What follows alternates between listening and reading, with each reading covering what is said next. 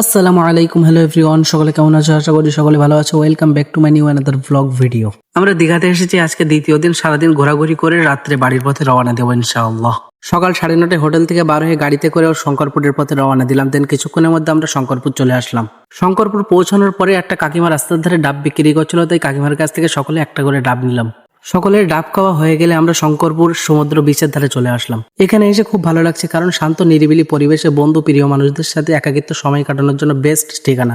New Digha old দীঘার থেকে এই জায়গাটা সব থেকে ভালো লেগেছে আমার কাছে। দেন সমুদ্রের ধার থেকে ঘোরাঘুরি শেষ করে একটা টুপির দোকানে চলে আসলাম। ওখান থেকে দুটো টুপি নিয়ে অজানা গন্তব্যের পথে রওনা দিলাম।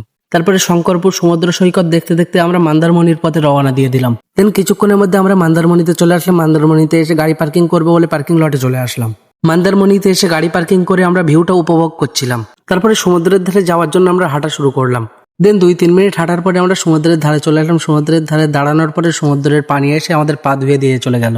একেই বলে আল্লাহর কুদরতি নিদর্শন, আর অন্তর থেকে শুকরিয়ার ঝড় ওঠে আলহামদুলিল্লাহ। মন্দারমণি সমুদ্রের ধারে আমরা সবাই ছবি তুলছিলাম। দেন ছবি তুলতে তুলতে আমাদের সকলকে খিদে লেগে গিয়েছে। সকলের খিদে লেগে গিয়েছে, আর সামনে হোটেলও ছিল, তাই দেরি না করে আমরা হোটেলে চলে গেলাম খানা খাওয়ার জন্য।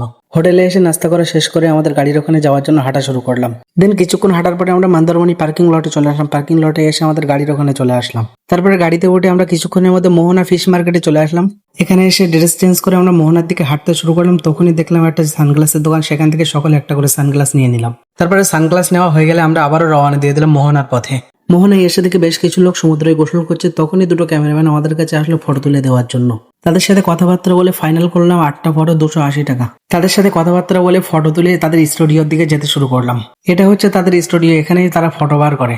তাদের স্টুডিওতে আসার পরে আমাদের সকল ফটো আমার ফোনে নিয়ে নিলাম। তাদের কাছ থেকে ফটোগুলো নিয়ে আমরা সমুদ্রে গোসল করতে চলে গেলাম, কিন্তু সেই ভিডিওগুলো শুট করা হয়নি।